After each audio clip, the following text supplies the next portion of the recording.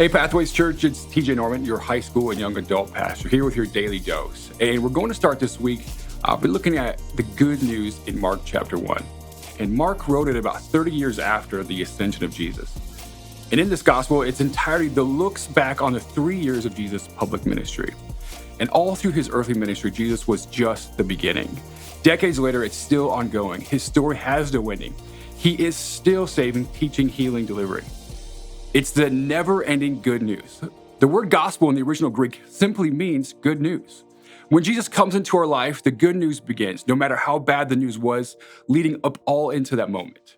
With his entrance, the good news of salvation, forgiveness, abundant life, and eternal life begins. The good news remains even true for the dark nights of the soul where we may endure as followers of Jesus Christ. Without him, there is no light at the end of the tunnel. He may be the only good news you have in times of difficulty. Jesus is the source of all good news. All other forms of good news are temporary because they are just of this earth. Wealth, health, position, it will all pass away. Jesus remains because he abides. We will inherit the benefit he provides. The life of Jesus is never finished because he reigns without end. His work in you is never finished. The gospel must never be an old story for you.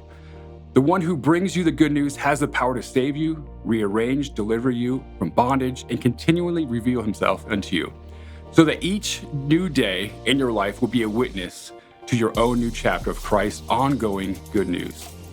That's all for today's Daily Dose. Join me again tomorrow as we continue our look at the good news of Mark.